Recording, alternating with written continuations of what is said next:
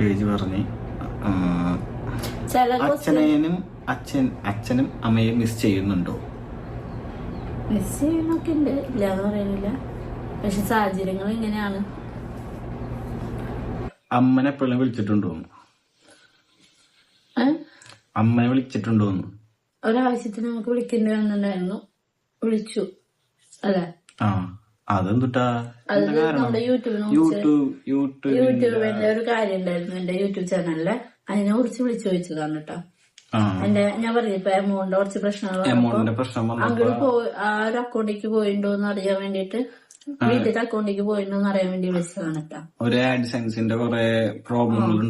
അപ്പൊ എന്നോട് എനിക്കറിയണ ഒരാള് പറഞ്ഞപ്പോ ചോദിച്ചതിനോട് പറഞ്ഞേ ചിലപ്പോ ആ അക്കൗണ്ടിലേക്ക് പേയ്മെന്റ് പോയിണ്ടാവുന്ന. അപ്പൊ ഞാനത് അങ്ങനെ ചോദിക്കാൻ വേണ്ടി വിളിച്ചതാണ്. വേറെ ഒന്നും സംസാരിച്ചിട്ടില്ല. ഞാനിങ്ങനെ വന്നിട്ടുണ്ടായിരുന്നു ചോദിച്ചു, ഇല്ല പറഞ്ഞു.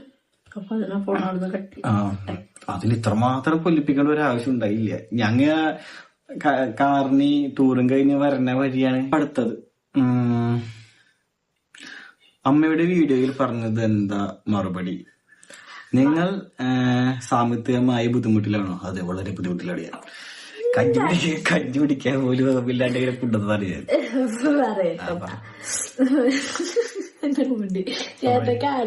ചിരിയുണ്ട്.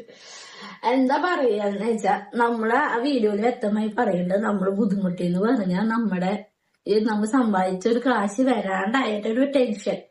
നമ്മൾ മറ്റുള്ള അക്കൗണ്ടിലേക്ക് പോവോ, അതോ ഇത്രയും നമ്മള് സമ്പാദിച്ച ഒരു കഷ്ടപ്പെട്ട് തന്നെ വീഡിയോ ഉണ്ടാക്കുന്ന കാശ് പോവോ എന്നുള്ളൊരു ടെൻഷനായിരുന്നു കേട്ടോ.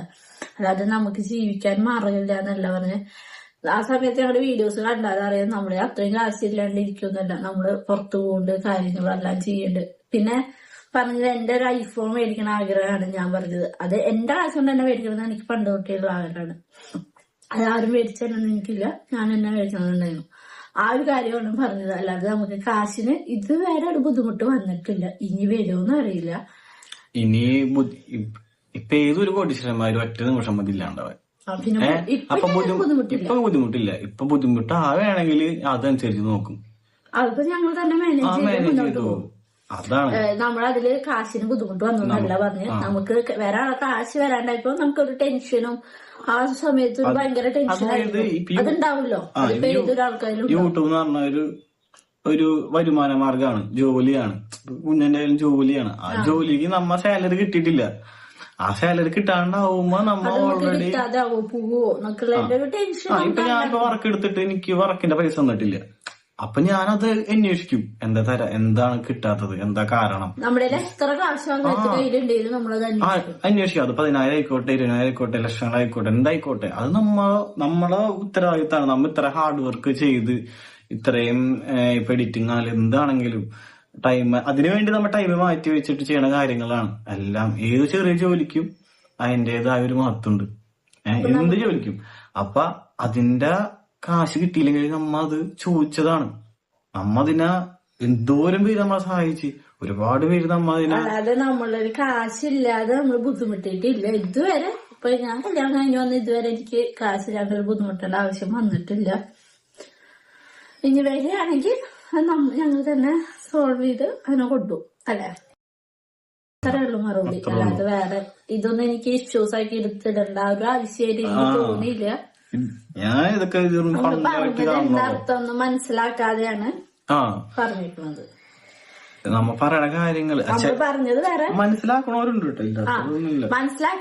നമ്മൾ പറഞ്ഞത് വേറെ, വീഡിയോസിലല്ല എന്റെ അമ്മയുടെ വീഡിയോയിൽ പറഞ്ഞത് വേറെ കാര്യം. അത് വേറെ ചിന്തിച്ച് ഞാൻ കൊണ്ടുവന്നേക്കണത് മറ്റേ തീവ്രവാദികളെ പോലെ തട്ടിക്കൊണ്ട് വന്നിട്ടിട്ട് പീഡിപ്പിക്കല്ല. ഞാനിവിടെ കല്യാണം കഴിഞ്ഞ് താലി കിട്ടിയ ഭാര്യയാണ്. അപ്പൊ ആളെ ഞാൻ നോക്കാണ്ടിരിക്കണതൊക്കെ എന്റെ ഉത്തരവാദിത്താണ്. അപ്പൊ അതിങ്ങനെ വീട്ടിൽ തന്നെ പറയേണ്ട ഒരു ആവശ്യമില്ല. ഉറപ്പിച്ചതാണ്. അപ്പൊ ഒട്ടും കഴിവില്ലാത്തടത്ത് കാര്യം മക്കളെ കല്യാണം കഴിച്ചു കൊടുക്കില്ല. അതന്നെ.